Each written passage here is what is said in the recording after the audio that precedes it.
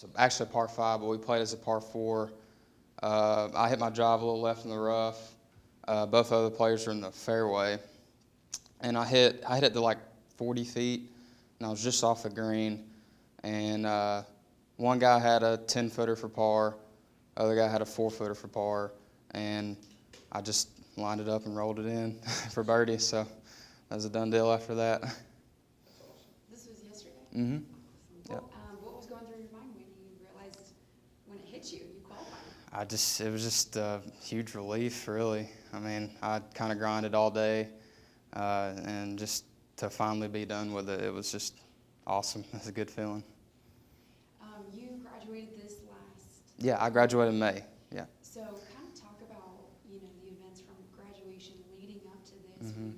Feeling good, having a good run. And it just came all together. Yeah, I graduated, and, I plan on playing professionally. I just didn't really know when I wanted to turn yet. And, I was just kind of taking it one day at a time. I started working at Qualifier, trying to make a little money, saving up a little bit.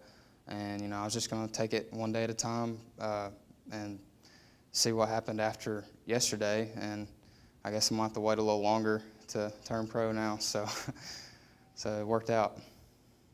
One other mock has gone to the U.S. No, we've had a few make had it, a few. but the Oh, last I'm sorry. one was Last Stephen one. Fox in Yeah. 2012 who won it. Mm-hmm. Talk about that, being on that list. Yeah, it's awesome. I was actually talking to Bryce Ledford, a guy that played a couple years ago. I'm not sure when he graduated, but he was telling me he qualified for the AM right after he graduated too.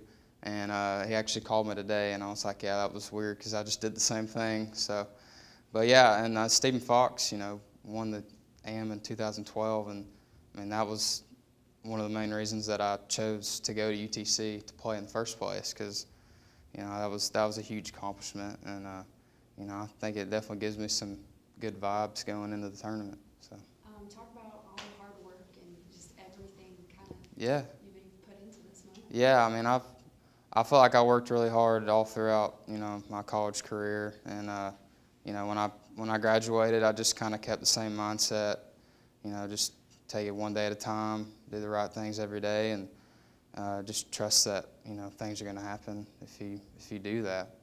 And it was just nice to see some of it pay off a little bit yesterday. So. What do you do now from now until, is it August? Yeah. I'm just going to be working and practicing. I got a tournament called the Choo Choo Invitational at my home course in a couple weeks, so I'll have that before I leave. But that'll be the only tournament I have in between.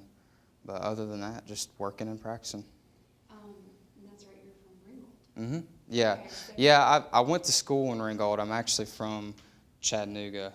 I live inside the Chattanooga city limits, but my mom taught in Graysville Elementary, so I went there, and it was zoned for Ringgold, so that's how I went to Ringgold. This area has really good golf. A lot Yeah. of good players have come up through. Talk about just kind of representing Yeah. this town, this area. Yeah, it's really nice to kind of keep the trend moving a little bit.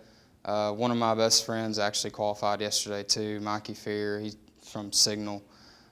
He played for Lipscomb, so it was nice to represent Chattanooga pretty well, Chattanooga golf, because we've had a lot of strong players come from this area. Are you nervous at all?